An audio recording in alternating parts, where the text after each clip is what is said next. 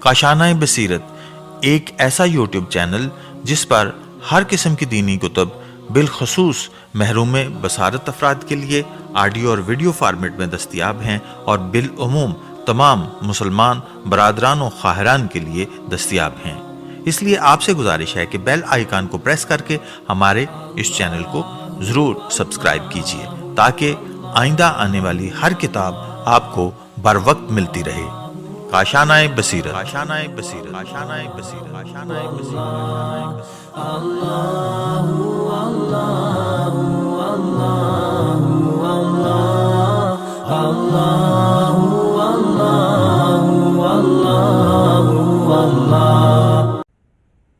سیرت نبوی صلی اللہ علیہ وآلہ وسلم، ایک مطالعہ، استاد شہید مرتضیٰ مطہری، ترجمہ سجاد حسین مہدوی، یکی از مطبوعات دارالثقلین، post box number 2133، Karachi 746000، Pakistan.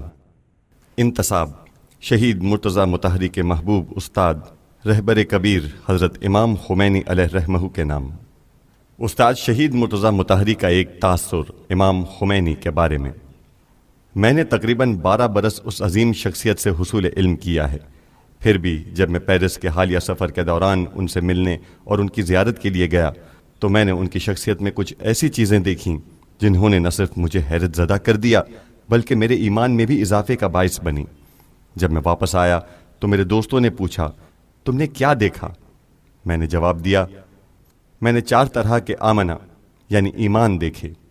Amna بہدفہ، وہ اپنے مقصد پر ایمان رکھتے ہیں، اگر ساری دنیا بھی اکٹھی ہو جائے تو انہیں ان کے مقصد سے نہیں ہٹا سکتی۔ آمنہ بسبیلہ، انہوں نے جس راستے کا انتخاب کیا ہے اس پر ایمان رکھتے ہیں، کوئی انہیں اس راستے سے نہیں ہٹا سکتا، بالکل اس ایمان کی مانند جو رسول اکرم اپنے مقصد اور اپنے منتخب کیے ہوئے راستے پر رکھتے تھے۔ آمنہ بقولہ، میں جتنے دوستوں کو جانتا ہوں ان میں سے کوئی ایک بھی ان کی طرح ایرانی عوام کے عزم حوصلے پر یقین نہیں رکھتا۔ لوگ انہیں نصیحت کرتے ہیں کہ جناب ذرا آہستہ آہستہ اور دیکھ بھال کر، لوگ ٹھنڈے پڑ جائیں گے، لوگ پیچھے ہٹ جائیں گے، لیکن وہ فرماتے ہیں نہیں، عوام ایسے نہیں ہیں جیسا تم کہتے ہو، میں لوگوں کو اچھی طرح جانتا ہوں، اور ہم سب دیکھ رہے ہیں کہ روز بروز ان کے قول کی صحت زیادہ سے زیادہ واضح ہو رہی ہے۔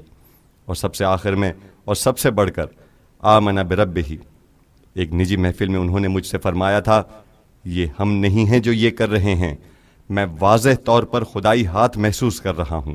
وہ انسان جو خدا کے ہاتھ اور اس کی تائید کو محسوس کرتا ہے اور خدا کی راہ میں قدم بڑھاتا ہے تو خدا بھی ان تنصر اللہ ینصرکم کے مصداق اس کی مدد میں اضافہ فرماتا ہے۔ بسم اللہ الرحمن الرحیم۔ عرض ناشر، سیرت نبوی پر استاد شہید مرتضیٰ مطہری کی کتاب پیش خدمت ہے۔ کتاب حاضر 3 حصوں پر مشتمل ہے۔ پہلا حصہ جسے دیباچہ کہا گیا ہے، اس میں استاد شہید مرتضیٰ مطہری کے قلم سے لکھے گئے 2 مقالات شامل ہیں۔ ان میں سے ایک مقالے کا عنوان 100 طرفہ دعوتیں اور دوسرے کا عنوان اسلامی موج ہے۔ یہ 2 مقالات محمد خاتم پیامبران نامی کتاب کی پہلی اور دوسری جلد پر لکھے گئے استاد شہید مرتضیٰ مطہری کے مقدمے ہیں۔ یہ کتاب چند علماء کے مقالات پر مشتمل ہے جسے 15ویں صدی ہجری کے آغاز کے موقع پر حسینیہ ارشاد تہران نے شائع کیا تھا۔ زیر نظر کتاب کا دوسرا حصہ جو اصل کتاب ہے، تہران کی ایک مسجد میں سن 1396 ہجری کے ایام فاطمیہ کی مناسبت سے سیرت نبوی کے موضوع پر استاد شہید مرتضیٰ مطہری کی 8 تقاریر پر مشتمل ہے۔ اس گفتگو کا اصل موضوع اسلام کی نظر میں شناخت کے منابع تھا، اور استاد مطہری نے چند منابع کا ذکر کرنے کے بعد اولیاء دین کی سیرت کو بھی اسلام کی نظر میں شناخت کے ایک منبع کے طور پر پیش کیا، اور وہاں سے سیرت نبوی کی بحث میں داخل ہوئے۔ اس بحث میں داخل ہونے سے پہلے استاد شہید مطہری نے اس گمراہ کن فکر کے بارے میں بھی مختصراً اظہار خیال فرمایا ہے کہ اولیاء دین کی پیروی ممکن نہیں۔ ہم نے اس گفتگو کو ان 8 تقاریر کا مقدمہ بنایا ہے۔ ظاہر بات ہے سیرت نبوی کے بارے میں گفتگو ایک انتہائی وسیع اور مختلف پہلوؤں کی حامل گفتگو ہے، اور اگر کوئی اس بارے میں کتاب لکھنا چاہے تو یہ کتاب کئی ضخیم جلدوں کی صورت میں تیار ہوگی، جیسا کہ خود استاد مطہری نے اس کتاب میں تحریر کیا ہے کہ چند سال پہلے میں نے سوچا کہ ایک خاص روش پر، جس کے متعلق میں بعد میں عرض کروں گا، سیرت پیغمبر کے موضوع پر ایک کتاب لکھوں۔ میں نے متعدد یادداشتیں یعنی نوٹس تیار کیے، لیکن میں جتنا آگے بڑھا یہ دیکھا کہ گویا ایک سمندر میں اتر رہا ہوں جو بتدریج گہرا ہی ہوتا چلا جا رہا ہے۔ البتہ میں نے اس کام کو ترک نہیں کیا ہے۔ البتہ میں یہ بھی جانتا ہوں کہ میں یہ دعویٰ نہیں کر سکتا کہ میں سیرت رسول لکھ سکتا ہوں، لیکن جس چیز کو پورے طور پر حاصل نہ کیا جا سکے اسے پورے طور پر چھوڑنا بھی نہیں چاہیے۔ میں نے یہ عزم کیا ہوا ہے کہ خدا کی مدد اور نصرت سے ایک دن اس موضوع پر ضرور کچھ لکھوں گا، تاکہ بعد میں آنے والے دوسرے لوگ اس سے بہتر لکھیں۔ اسی بنا پر ہم نے یہ بہتر سمجھا کہ اس کتاب کا نام سیرت نبوی ایک مطالعہ رکھیں۔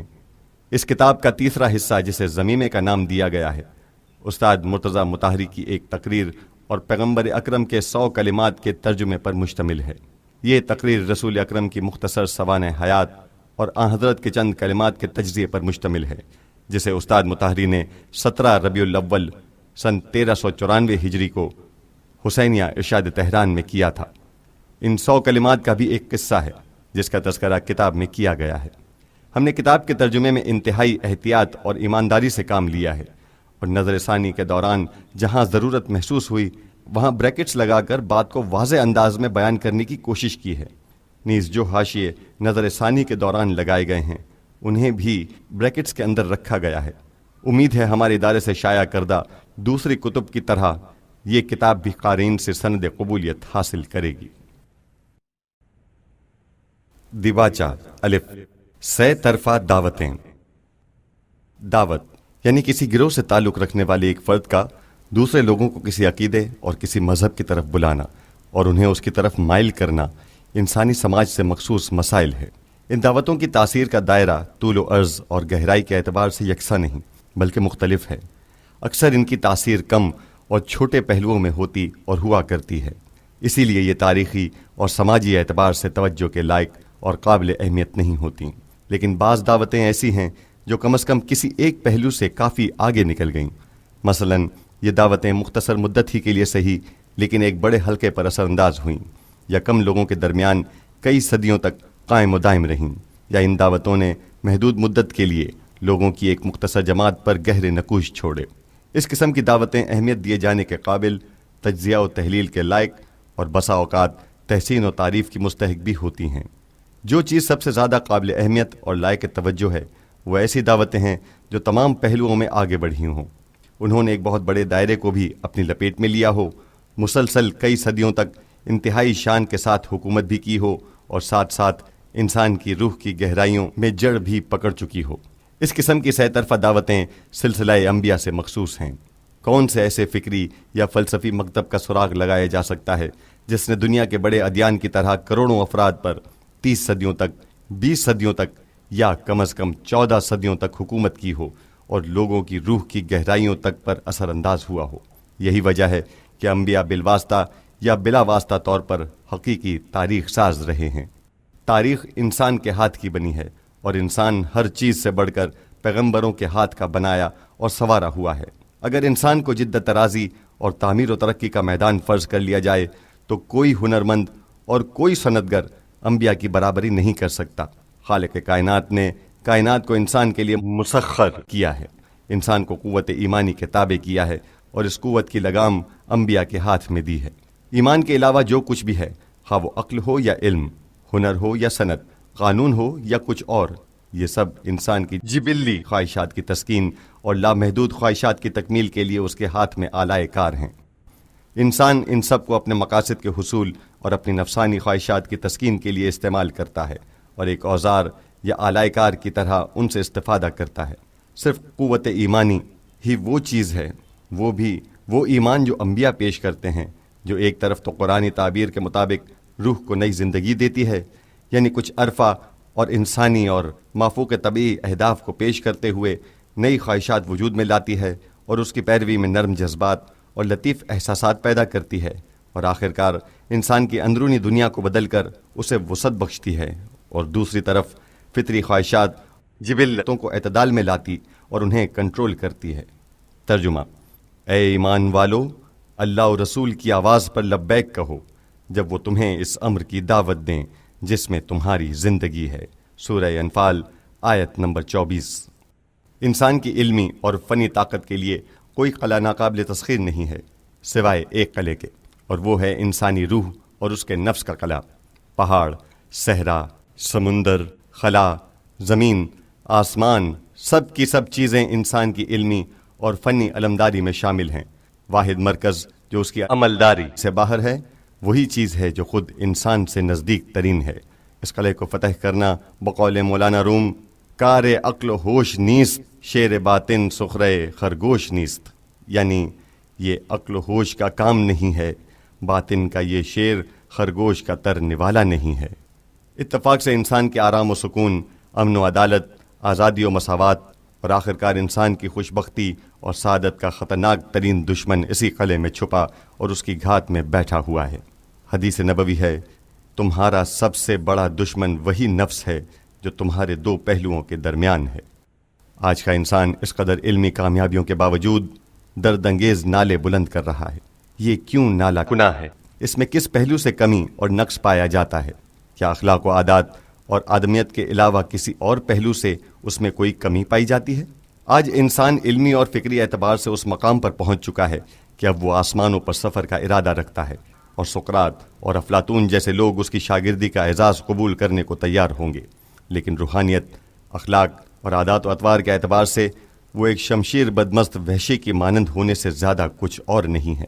آج کے انسان نے علم و فن میں اپنی تمام تر معجزانہ ترقیوں کے باوجود آدمیت اور انسانیت کے اعتبار سے ایک قدم بھی آگے نہیں بڑھایا، بلکہ اپنے تاریک ترین دور کی جانب پلٹ گیا ہے، البتہ ایک فرق کے ساتھ، اور وہ یہ کہ ماضی کے برخلاف وہ اپنی علمی، فلسفی اور ادبی طاقت کو کام میں لا کر انسانیت کے خلاف اپنے تمام جرائم کو اخلاق، انسان دوستی، حریت پسندی اور صلح دوستی کے جھوٹے نعروں کی آڑ میں انجام دیتا ہے۔ دو ٹوک سچ کی جگہ منافقت اور ظاہر و باطن کی دوئی نے لے لی ہے۔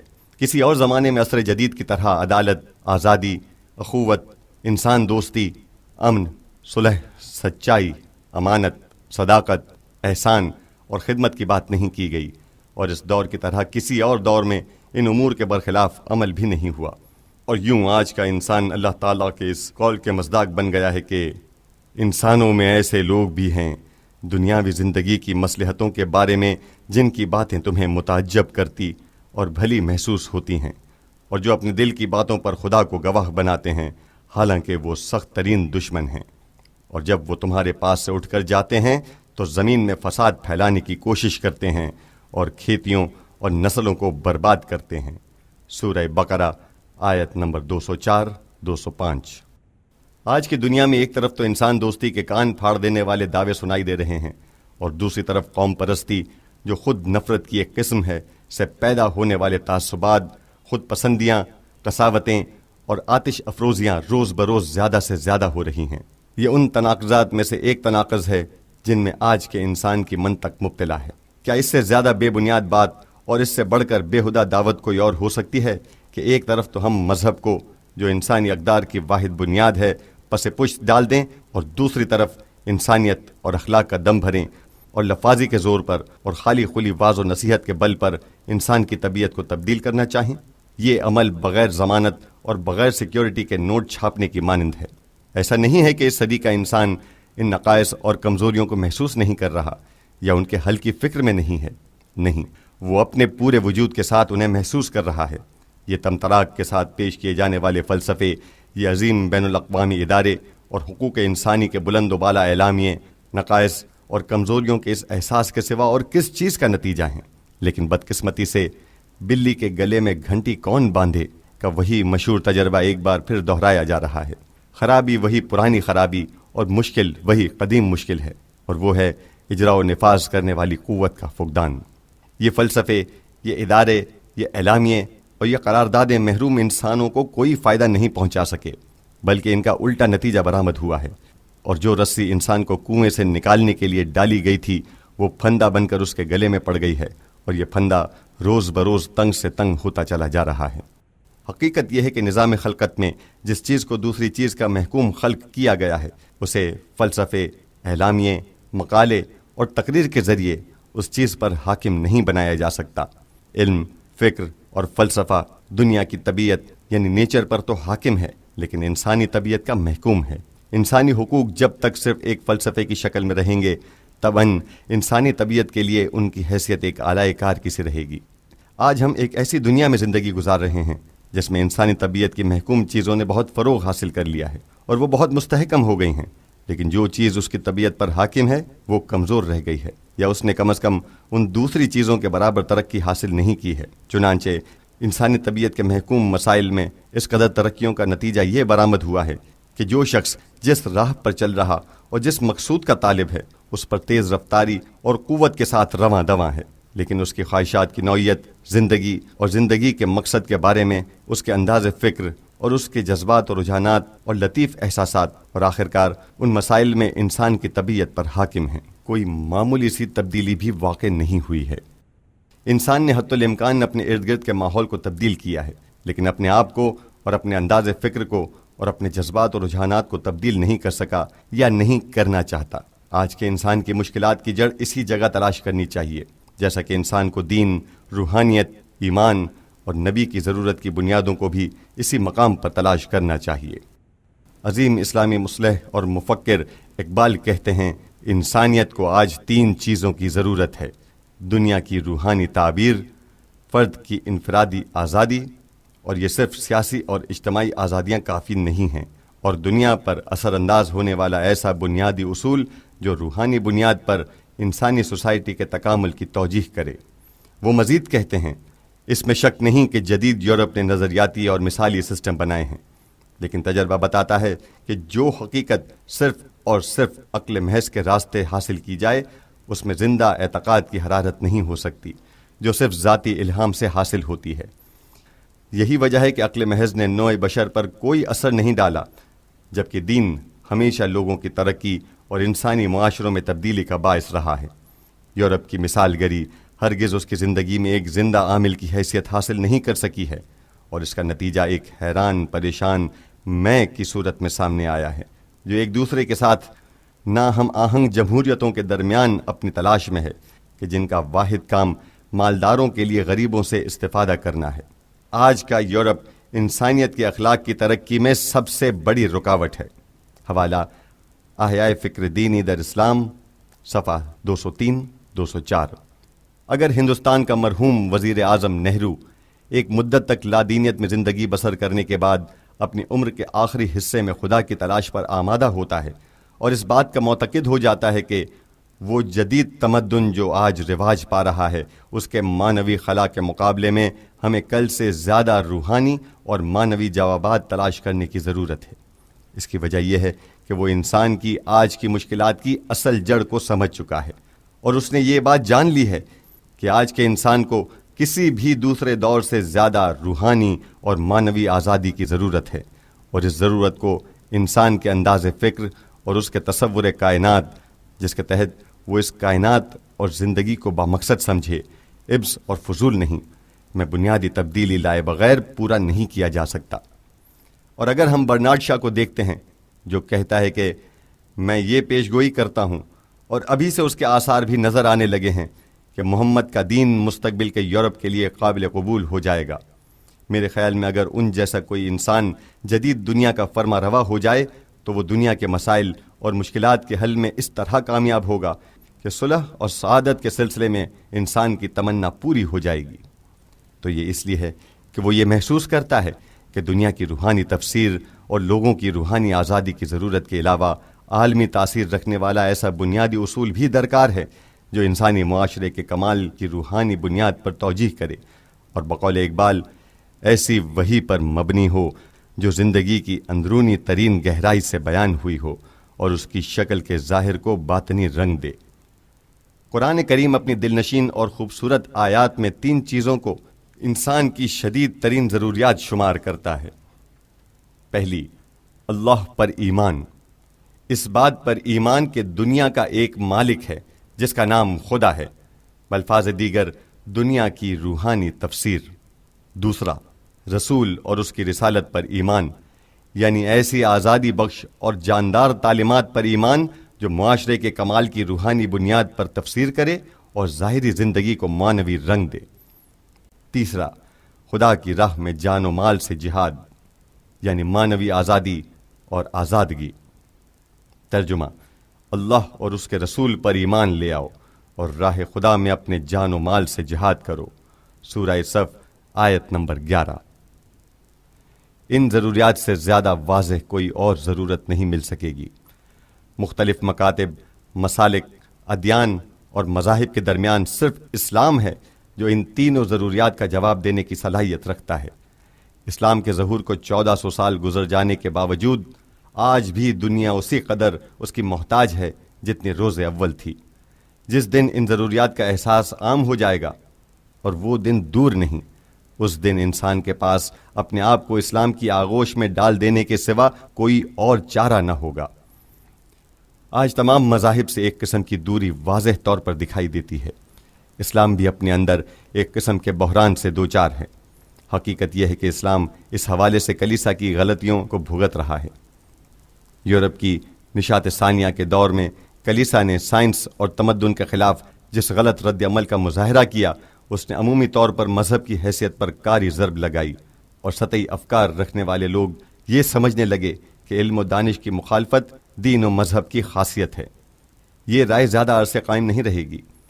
آج بھی جن لوگوں نے کم از کم اسلامی تاریخ کا مطالعہ کیا ہے، ان پر واضح ہے کہ اسلام اور کلیسا کا معاملہ ایک دوسرے سے مختلف ہے۔ اسلام خود ایک عظیم تمدن کا بانی ہے، اور اس نے اپنی پر افتخار تاریخ میں جامعات یعنی یونیورسٹیز بنائی ہیں، نابغہ روزگار دانشور دنیا کے حوالے کیے ہیں، اور علم و تمدن کی بڑی مدد کی ہے۔ یہ لوگ تاریخ اسلام کے مطالعے سے انسانی تمدن کے لیے فخر سے سربلند کر دینے والی خدمات کی قدر و قیمت اور آج کے یورپ پر اسلامی تمدن کے عظیم احسان گاہ ہوتے ہیں، اور انہیں معلوم ہو جاتا ہے کہ جو چیز اسلام کے بارے میں درست ہے وہ اس کے بالکل برعکس ہے جو کلیسا کے بارے میں صادق آتی ہے۔ کلیسا نے نہ صرف کسی تمدن کو وجود نہیں بخشا، بلکہ جس تمدن نے اسے قول کیا اس نے اسے بھی تباہ کر دیا۔ لیکن اسلام بذات خود ایک شاندار تمدن وجود میں لایا اور اسے دنیا کے سامنے پیش کیا۔ اسلام وہ واحد دین ہے جو خود ایک ہمہ جہت تمدن کی بنیاد رکھنے میں کامیاب ہوا۔ بقول شیخ محمد ابدا، یورپ نے جس دن سے اپنے مذہب کو چھوڑا ہے ترقی کی ہے، اور ہم نے جس دن سے اپنے مذہب کو ترک کیا ہے زوال میں مبتلا ہوئے ہیں۔ ان دو مذاہب کا فرق یہیں سے واضح ہو جاتا ہے۔ یورپ نے عالم اسلام سے تعلق پیدا ہونے کے بعد اپنا مذہب چھوڑا، اور ان کا اپنے مذہب کو چھوڑنا اسلامی اقدار کی جانب ان کے جھکاؤ کی صورت میں واقع ہوا۔ اسلامی موج، دنیا طبیعت، نیچر، چاہے وہ بے جان طبیعت ہو یا جاندار طبیعت، اس میں پیش آنے والا ہر حادثہ ایک تحریک اور جنبش پیدا کرتا ہے اور اپنے ارد گرد ایک موج وجود میں لاتا ہے۔ بلکہ ہر حادثہ بذات خود ایک موج اور ایک تحریک ہے جو اس بے کراں سمندر میں نمودار ہوتا ہے۔ یہ سمندر جسے ہم کائنات، طبیعت، گیتی وغیرہ کہتے ہیں، اور اس کے طول و عرض اور گہرائی سے صرف خدا ہی واقف ہے، یہ ہمیشہ موجوں کو اپنے اندر سے باہر کی جانب پھینکتا ہے اور تحریکیں پیدا کرتا ہے۔ اس سمندر سے جو چیز ہمارے سامنے نمودار ہوتی ہے ہمارے حواس کے دائرے میں آتی ہے، اور ہماری عقل اس کی حقیقت اور ماہیت جاننے پر آمادہ ہوتی ہے۔ ایک اعتبار سے یہی امواج اور نشیب و فراز ہیں جنہیں ہم حادثہ کہتے ہیں، اور اس کے مختلف نام رکھتے ہیں اور اس کی معرفت کی کوشش کرتے ہیں۔ اگر یہ موجیں اور نشیب و فراز، یا دوسرے الفاظ میں اگر یہ تعینات نہ ہوتے تو معرفت کی کوئی راہ نہ ہوتی، کیونکہ کوئی نشانی نہ ہوتی، بلکہ طبیعت اور کائنات کا کوئی ذکر ہی نہ ہوتا، کیونکہ طبیعت کی جنبش اور تموج سے جدائی کا امکان ہی نہیں۔ یہی نشانیاں، علامات، پیچ و خم اور نشیب و فراز ہیں جو ہمارے حواس کے لیے چیزوں کی تصویر کشی کو ممکن بناتے ہیں، اور یہ تصاویر عقل کے قاضی کے سپرد کر دی جاتی ہیں۔ یہی وجہ ہے کہ طبیعت میں موجود ہر چیز جب تک متموج ہے، حرکت و جنبش میں ہے۔ جب تک متموج اور حرکت و جنبش میں ہے، اس وقت تک موجود ہے۔ موجزن اور حرکت میں نہ ہونا نیستی اور نابودی کے مترادف ہے۔ ساحل افتادہ گفت گرچہ بسی زیستم، نہ معلوم شد ہیچ کہ من چیستم، موجے ز خود رفتہ ای تیز خرامید و گفت ہستم مگر می روم گر نہ روم نیست، یعنی ایک طرف ساکت پڑے ہوئے ساحل نے کہا کہ میں نے طویل زندگی بسر کی ہے لیکن میں یہ معلوم نہ کر سکا کہ میں کون ہوں۔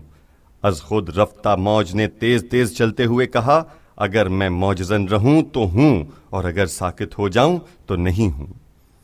امواج اپنی ذاتی خصوصیت کے مطابق اپنی پیدائش کے ساتھ ہی پھیلتی اور وسعت اختیار کرتی رہتی ہیں، مسلسل اپنا دائرہ بڑھاتی رہتی ہیں، محیط اور مرکز کے فاصلے میں اضافہ کرتی رہتی ہیں، اور دوسری طرف جتنا اپنے دائرے کو وسیع کرتی ہیں اتنا ہی ان میں قوت، شدت اور طول میں کمی آ جاتی ہے، بتدریج کمزور سے کمزور تر ہوتی جاتی ہے اور ان کا طول کم سے کم ہوتا چلا جاتا ہے، یہاں تک کہ وہ کم از کم ہماری نظر میں نیستی و نابودی کی طرف بڑھتی جاتی ہیں اور دنیا عدم سے جا ملتی ہیں۔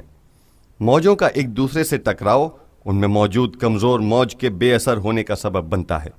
طاقتور موجیں کمزور موجوں کے پھیلاؤ کو روک دیتی ہیں اور انہیں ملک عدم روانہ کر دیتی ہیں، لہٰذا رکاوٹوں اور زیادہ طاقتور عوامل سے ٹکراؤ امواج، حوادث اور مظاہر کائنات کو نابود کر دینے والے عوامل میں سے ایک اور عامل یعنی فیکٹر ہے۔ اس قسم کی نیستی اور نابودی کا جو رکاوٹوں سے ٹکراؤ کی وجہ سے واقع ہوتی ہے موت اخترامی کہتے ہیں، اور پہلی قسم کی نابودی کو جس کی وجہ بقا کی قوت کا خاتمہ ہوتی ہے موت طبعی کہتے ہیں۔ وہ ایسی ذات ہے کہ جس نے تم کو مٹی سے پیدا کیا ہے اور پھر ایک مدت کا تعین کیا ہے اور ایک مقررہ مدت اس کے پاس بھی ہے۔ سورہ انعام آیت نمبر 2۔ انسانی معاشرہ بھی اپنے اندر پیش آنے والے چھوٹے بڑے اور مفید یا مضر واقعات کے مجموعے کے ساتھ موج، جنبش، طوفان اور لرزش سے بھرپور ایک سمندر ہے۔ اس سمندر کی موجیں بھی بتدریج وسعت اختیار کرتی ہیں اور باہم ٹکرا کر ایک دوسرے کو مغلوب کرتی رہتی ہیں، لیکن ان موجوں کے برعکس جن کی وسعت بڑھتی ہے تو ان کی طاقت و قوت کم ہو جاتی ہے اور وہ نابود ہو جاتی ہیں۔ اس وسیع و عریض سمندر کی بعض موجیں ایسی ہیں کہ جتنا جتنا ان کے دائرے کی وسعت میں اضافہ ہوتا ہے ان کی طاقت و قدرت اور طول بڑھتا جاتا ہے اور مخالف امواج کے ساتھ ان کے مقابلے کی قوت بڑھتی رہتی ہے۔ گویا ان میں حیات کی ایک خاص خاصیت پائی جاتی ہے اور ان کے اندر نمو اور رشد کی ایک پراسرار قوت پوشیدہ ہے۔ جی ہاں، بعض اجتماعی موجیں زندہ ہیں۔ زندہ موجیں وہی ہیں جن کا سرچشمہ جوہر حیات ہے، ان کا راستہ زندگی کا راستہ اور ان کا رخ ترقی و تکامل کا رخ ہے۔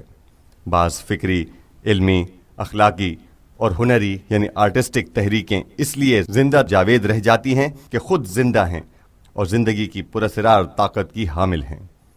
زندہ ترین اجتماعی امواج دینی امواج اور دینی تحریکیں ہیں۔ ان امواج اور ان تحریکوں کا جوہر حیات اور فطرت زندگی کے ساتھ بندھن دوسری تمام چیزوں کی نسبت زیادہ حقیقی ہے۔ کسی بھی دوسری حرکت اور کسی بھی دوسری موج میں زندگی کی اس قدر توانائی اور رشد و نمو کی اس قدر طاقت نہیں پائی جاتی۔ تاریخ اسلام اس اعتبار سے انتہائی سبق آموز اور جھنجھوڑ دینے والی ہے۔ اسلام ابتدا میں ایک بہت معمولی موج کی صورت میں ظاہر ہوا تھا۔ جس دن حضرت محمد بن عبداللہ صلی اللہ علیہ وآلہ وسلم کوہ ہرا سے نیچے تشریف لائے، اس حال میں کہ ان کی اندرونی دنیا دگرگوں ہو چکی تھی اور وہ غیب کے سمندر اور ملکوت اعلیٰ سے متصل اور فیوزات الہی سے لبریز ہو چکے تھے، اور آپ نے یہ صدا دی، قولوا لا الہ الا اللہ تفلحوا، لا الہ الا اللہ کہہ دو تم کامیاب ہو جاؤ گے۔ اسی دن سے اس موج کا آغاز ہو گیا۔ دنیا میں شور و غل اور شان و شوکت کے ساتھ وجود میں آنے والی ہزاروں امواج کے برخلاف یہ موج اولین ایام میں ایک ایسے گھر کی 4 دیواری تک محدود تھی جس میں صرف 3 افراد محمد، خدیجہ اور علی کے سوا کوئی اور نہ تھا۔ کچھ ہی عرصے بعد یہ موج مکہ کے تمام گھروں میں داخل ہو گئی۔ تقریباً 10 سال بعد مکہ سے باہر خصوصاً مدینہ میں پہنچ گئی اور کچھ ہی عرصے بعد جزیرۃ العرب کے تمام مقامات پر چھا گئی، اور پھر نصف صدی سے بھی کم مدت میں اس کا دامن اس زمانے کی پوری متمدن دنیا تک پھیل گیا اور اس کی آواز ہر گوش شنوا نے سنی۔ اس موج نے، جیسا کہ زندہ موجوں کی خاصیت ہوتی ہے، اپنی وسعت اور پھیلاؤ کے ساتھ ساتھ اپنی قوت و طاقت اور طول کو بھی بڑھایا۔ ان 14 صدیوں میں کوئی دین، کوئی آئین، کوئی مسلک اور کوئی تحریک ایسی نہیں مل سکتی جس نے اسلام کا اثر قبول نہ کیا ہو، اور کوئی ایسا متمدن مقام نہیں پایا جاتا جہاں اسلام نے نفوذ نہ کیا ہو۔ آج بھی 14 صدیاں بعد اور بعثت کی 15ویں صدی کے آغاز میں انسان اسلام کی تدریجی وسعت اور اس کی دن بدن بڑھتی ہوئی قوت و قدرت کا نظارہ کر رہا ہے۔ تاریخ اور اعداد و شمار نشاندہی کرتے ہیں کہ اس مقدس دین نے صدی بصدی ترقی کی ہے اور اپنے ماننے والوں کی تعداد میں اضافہ کیا ہے۔ یہ ترقی بتدریجی اور طبعی رہی ہے، اور اگر اندلس جیسی سرزمین طاقت کے زور پر اسلام کے مقدس اور عظیم الشان پرچم کے سائے سے محروم کی گئی تو زیادہ بڑے اور زیادہ آبادی رکھنے والے علاقے جیسے انڈونیشیا اور چین وغیرہ نے پوری رغبت اور فخر کے ساتھ اس کی پیروی کو قبول کیا ہے۔ قرآن مجید اسلامی تحریک کی نشو و نما کی خاصیت کو اس طرح بیان کرتا ہے۔ انجیل میں ان کی مثال اس کھیتی کی سی ہے جس میں پہل نازک سبزہ زمین سے نمودار ہوتا ہے، اس کے بعد خدا اسے طاقتور بناتا ہے، پھر اسے موٹا کرتا ہے، اس کے بعد وہ اپنے تنے پر کھڑا ہو جاتا ہے۔ تیزی کے ساتھ اس کا نشو و نما پانا اور اس کی سبزی اور تر و تازگی کسانوں کی خوشی و مسرت کا باعث ہوتی ہے، تاکہ اس طرح خدا کافروں اور بدخواہوں کو جلائے۔ سورہ فتح آیت نمبر 29۔ اسلامی تحریک نے اپنے 1400 سالہ تاریخ میں اپنی مخالف خطرناک امواج جیسے قومی، مذہبی، سیاسی اور ثقافتی امواج کا سامنا کیا ہے۔ ان دیواروں اور رکاوٹوں کو نظر انداز کر دیتے ہیں جو متعصب اور ضدی جاہل عربوں نے ابتدائے اسلام میں اس مقدس موج کے سامنے کھڑی کی تھیں، جو یک کے بعد دیگرے گرتی چلی گئیں۔ تاریخ اسلام بالخصوص اس کے ابتدائی 200 سال مخالف مذہبی، قوی اور سیاسی امواج سے بھرے پڑے ہیں، جن میں سے کوئی بھی اس کا مقابلہ نہ کر سکی اور نیست و نابود ہو گئی، اور اب تاریخ میں ان کے نام کے سوا کچھ بھی باقی نہیں ہے۔ صرف اسی ایک صدی کو لے لیجئے، اس میں مغربی استعماریوں نے اسلام کے خلاف ہر کمزور تنکے کا سہارا لیا ہے اور اس سے فائدہ اٹھانے کی کوشش کی ہے۔ ان سے بڑھ کر ان 14 صدیوں میں اٹھنے والی فکری، فلسفی، علمی اور پھر ثقافتی تحریکیں اور موجیں ہیں۔ ثقافتی تحریکیں کسی شے اور کسی ہستی کے خلاف مزاحمت نہیں کرتیں، لیکن وہ ہر رکاوٹ کو اپنے سامنے سے ہٹا دیتی ہیں اور اپنی راہ میں حائل ہونے والے ہر قدیم درخت کو جڑ سے اکھاڑ پھینکتی ہیں۔ اسلام نے اپنی 1400 سالہ تاریخ میں نہ صرف یہ کہ کسی ثقافتی تحریک سے ضرب نہیں کھائی، بلکہ خود عظیم ثقافتی تحریکوں کا موجد رہا ہے۔ اس نے تمدن اور ثقافت سے استفادہ کیا، اس کی رہنمائی کی اور اس کو زندگی اور ایمان عطا کیا اور اسے قوت و استحکام بخشا۔ آج جبکہ 20ویں صدی کا دوسرا نصف ہے اور نظریات اور عقائد کی جنگ کا دور ہے، آج بھی اسلام ان کا سخت رقیب سمجھا جاتا ہے۔ وہ خود ان سے استفادہ کرتا ہے یا پھر کامیابی کے ساتھ ان کا مقابلہ کرتا ہے۔ جاندار ہونے اور جاودانی ہونے کی اس سے بہتر اور کیا علامت ہو سکتی ہے؟ اسلام نے ایک طرف تو عقل کے ساتھ مضبوط رشتہ استوار کیا، عقل کو دین کے ایک بنیادی رکن کے طور پر قبول کیا ہوا ہے، بلکہ اس سے بڑھ کر اسے باطنی پیغمبر کہا ہے۔ دوسری طرف اس نے ملک و ملکوت، دنیا و آخرت، جسم و روح، ظاہر و باطن، مادہ و معنی کو ایک ساتھ مد نظر رکھا ہے، اور ہر طرف نظر رکھتے ہوئے ہر قسم کی افراط و تفرید سے اپنا دامن محفوظ رکھا ہے۔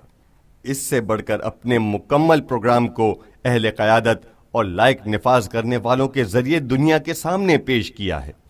اس لیے عجیب نہیں ہے کہ آج جب پورے 1400 سال بعد ہم اس مقدس دین کے شاندار کارنامے کا مطالعہ کرتے ہیں تو اسے افتخارات سے لبریز پاتے ہیں۔ اس مفاد پرست اور جاہل گروہ کو چھوڑیے جو ایسے اسباب کی بنا پر جو کسی پر مخفی نہیں ہیں، گاہ بگاہ اسلام کے بارے میں ناگوار اظہار رائے کرتا ہے۔ عالمی ضمیر عدل الہی کا میزان ہے، حقیقت ہمیشہ کے لیے چھپی نہیں رہتی۔ تجربے نے یہ بات ثابت کی ہے کہ حقیقت دشمن کے ضمیر کو جھنجھوڑتی ہے اور اسے انصاف کرنے پر مجبور کر دیتی ہے۔ ان 14 صدیوں میں عیسائی اسلام کے طاقتور ترین اور منظم ترین مخالف رہے ہیں۔ جب ہم اس طاقتور رقیب کے فیصلوں کی تاریخ کا جائزہ لیتے ہیں تو معلوم ہوتا ہے کہ وہ ہر دور میں سچائی اور انصاف کی طرف مائل ہوئے ہیں۔ یہ بجائے خود ایک طرف عالمی ضمیر کی ایک نشانی اور دوسری طرف اسلام کی حقانیت کی علامت ہے۔ ایسی زندہ موج جس نے دنیا کی ثقافتوں کو اپنے اندر جذب کیا ہو، مفکرین اور دانشوروں کی زبردست عقلوں کو اپنے سامنے جھکنے اور دشمن کو منصفانہ فیصلے پر مجبور کیا ہو، اور جو مسلسل رشد و نمو کی حالت میں ہو، یہاں تک کہ جس نے 17 کروڑ انسانوں سے اپنے آپ کو منوایا ہو۔ 17 کروڑ انسان اس وقت کے اعداد و شمار کے مطابق ہیں۔ وہ صرف اور صرف ایسی ہی چیز ہو سکتی ہے جس کا سرچشمہ وہی ہو، جو بشر کے لیے خدا کا پیغام ہو اور جسے انسان کی نجات کے لیے بھیجا گیا ہو۔ ایک ایسی موج جو انسان کے ذہن سے اٹھی ہو اور کسی صورت اس قدر خاصیت اور اثر کی حامل نہیں ہو سکتی۔ سچ، کیا یہ حیرت کی بات نہیں ہے کہ ایک امی انسان، ایک ایسا شخص جس نے کسی کے سامنے زانوئے تلمذتہ نہ کیا ہو اور جو جاہلوں امیوں کے درمیان ایک ایسی سرزمین پر رہتا ہو جہاں جہالت، فساد، خود غرضی اور خود پرستی کے سوا کچھ نہ ہو، وہ اٹھے اور ایسی بابرکت اور مفید تحریک ایجاد کرے؟ جی ہاں، پھوک اور بیکار جھاگ تو ختم ہو جاتا ہے، لیکن جو چیز انسانوں کے لیے سود مند ہوتی ہے وہ زمین میں باقی رہتی ہے۔ سورہ رعد آیت نمبر 17۔ صدق اللہ العظیم۔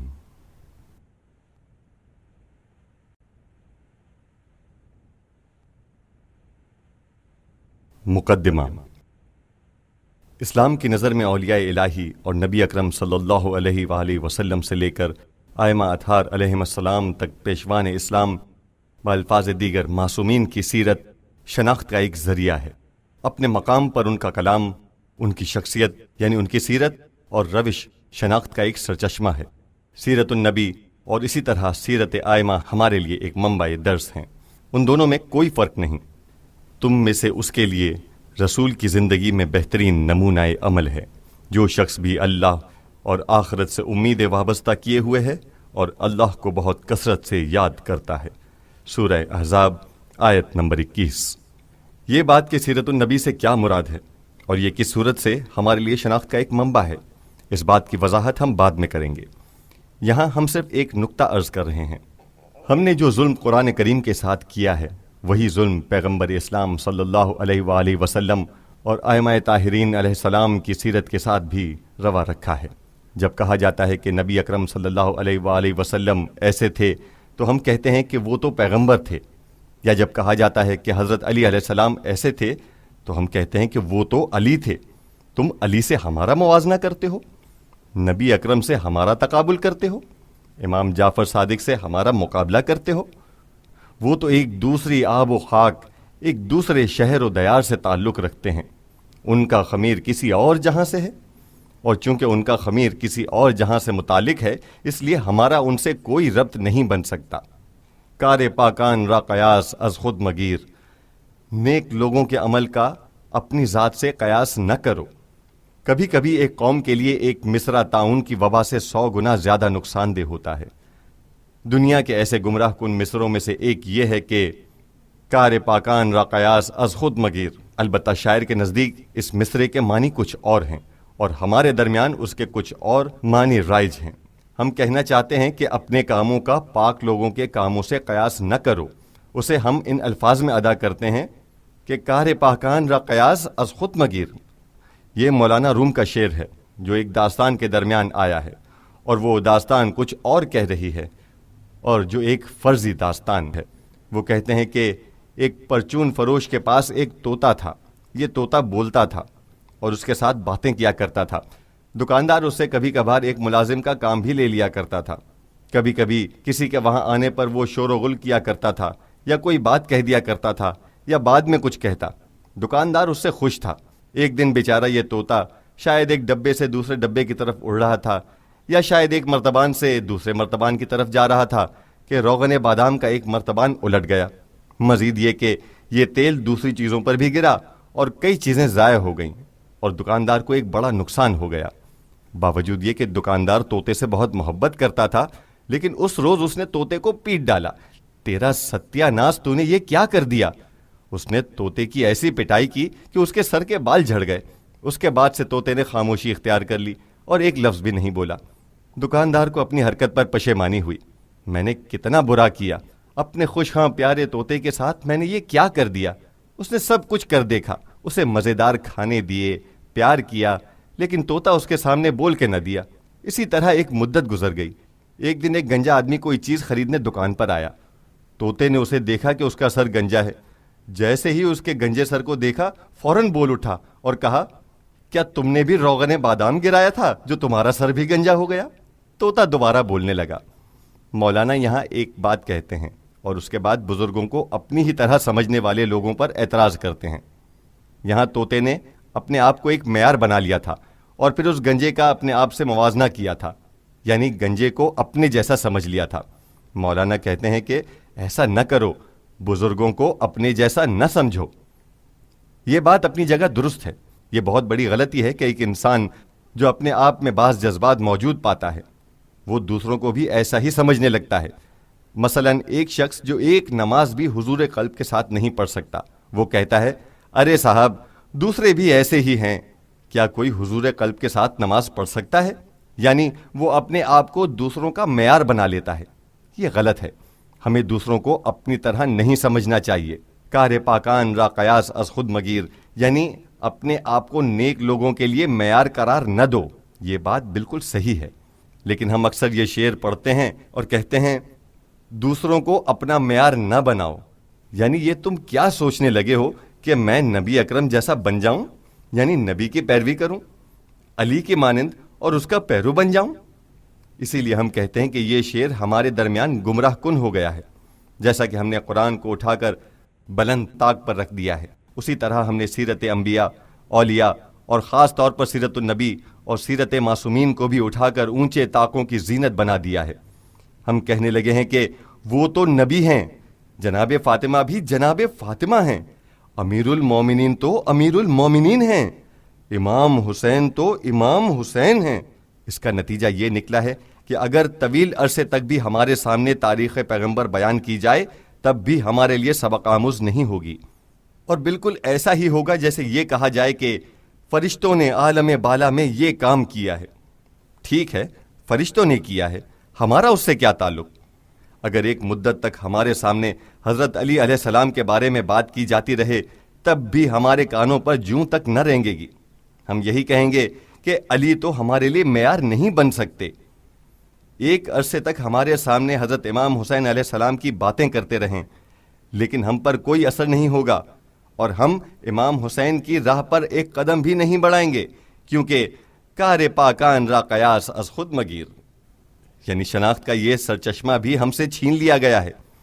حالانکہ اگر ایسا ہوتا تو اللہ تعالی ہمارے لیے پیغمبر کی بجائے کوئی فرشتہ بھیج دیتا. پیغمبر یعنی انسان کامل, علی یعنی انسان کامل, حسین یعنی انسان کامل, زہرا یعنی انسان کامل, یعنی ان میں بشری امتیازات فرشتوں سے بھی بالاتر کمال کے ساتھ پائے جاتے ہیں. یعنی انہیں ایک بشر کی طرح بھوک لگتی ہے تو کھانا کھاتے ہیں, پیاسے ہوتے ہیں تو پانی پیتے ہیں, انہیں نیند کی ضرورت ہوتی ہے, وہ اپنے بچوں سے محبت کرتے ہیں, ان میں جنسی جبلت بھی پائی جاتی ہے, جذبات بھی رکھتے ہیں, اس لیے قابل اقتدار بن سکتے ہیں. اگر ایسے نہ ہوتے تو یہ لوگ امام اور پیشوا نہ ہوتے. اگر نعوذ باللہ امام حسین علیہ السلام میں ایک انسان کے جذبات نہ ہوتے, یعنی جس طرح ایک انسان کو اپنے بچے کی تکلیف دیکھ کر تکلیف ہوتی ہے, اس طرح امام اپنے بیٹے کو پہنچنے والی تکلیف سے رنجیدہ نہ ہوتے, اور اگر ان کے بچوں کو ان کی آنکھوں کے سامنے ٹکڑے ٹکڑے کر دیا جاتا تب بھی ان کا دل نہ پسیجتا, اور بالکل ایسے ہی ہوتے جیسے ان کے سامنے ایک لکڑی کو ٹکڑے ٹکڑے کیا جا رہا ہو, تو یہ کوئی کمال نہ ہوتا. میں بھی اگر ایسا ہوتا تو یہی کرتا. اتفاقاً ان کے انسانی جذبات اور بشری پہلو ہم سے زیادہ قوی ہیں, اور اس کے ساتھ ساتھ وہ انسانی کمالات کے پہلوؤں سے فرشتوں اور جبرائیل امین سے بالاتر ہیں. اسی لیے امام حسین امام ہو سکتے ہیں, کیونکہ وہ تمام انسانی امتیازات کے مالک ہیں. ان سے بھی جب ان کا جوان بیٹا اجازت لینے آتا ہے تو ان کا دل کٹ کے رہ جاتا ہے. ان میں ہم اور آپ سے 100 گنا زیادہ شفقت پدری پائی جاتی ہے, اور جذبات و احساسات کا تعلق انسانی کمالات میں سے ہے. لیکن خوشنودی حق کے لیے وہ ان سب جذبات و احساسات کو کچل ڈالتے ہیں. آئے اور کہا, بابا جان مجھے اجازت دیجیے. فرمایا, جاؤ بیٹا. یہاں مورخین نے کئی اہم عمدہ نکات بیان کیے ہیں. لکھا ہے, ایک نگاہ ڈالی، اس شخص کی سی نگاہ جو کسی کی زندگی سے مایوس ہو کر اس کو دیکھتا ہے۔ نفسیاتی اعتبار سے اور روحانی حالات کے انسانی جسم پر اثرات کے حوالے سے یہ بات بالکل واضح ہے کہ جب انسان کو کوئی خوشخبری دی جاتی ہے تو وہ بے اختیار کھل اٹھتا ہے، اس کی آنکھیں پھٹ جاتی ہیں، اور اگر انسان اپنے کسی عزیز کے سرہانے بیٹھا ہوتا ہے اور اسے یقین ہوتا ہے کہ وہ مر جائے گا تو وہ اس کو نیم باز آنکھوں سے دیکھتا ہے، یعنی اس کی آنکھیں بند ہونے لگتی ہیں، گویا ان میں اچھی طرح دیکھنے کی طاقت نہ رہی ہو، برخلاف اس وقت کے کہ جب اس کے بیٹے نے کوئی کارنامہ انجام دیا ہو یا اس کی شادی کی رات ہو تو اسے چمکتی آنکھوں سے دیکھتا ہے۔ کہتے ہیں کہ ہم نے حسین کو اس حال میں دیکھا کہ ان کی آنکھیں نیم باز تھیں اور وہ اپنے جوان بیٹے کو دیکھ رہے تھے، گویا علی اکبر کی کشش نے حسین کو چند قدم اپنے پیچھے آنے پر مجبور کر دیا تھا۔ وہ چلے تو دیکھا کہ حسین بھی ان کے پیچھے چند قدم چلے اور بولے، در رفتن جان از بدن گویند ہر نوئی سخن، من خود بچشم خوشتن دیدم کے جانم میرود۔ چلتے رہے اور آگے بڑھتے رہے، یہاں تک کہ ایک مرتبہ مردانگی کے ساتھ صدا بلند کی اور عمر سعد کو مخاطب کر کے فرمایا، اے ابن سعد، خدا تیری نسل کو منقطع کر دے جیسے تو نے میری نسل کو منقطع کیا ہے۔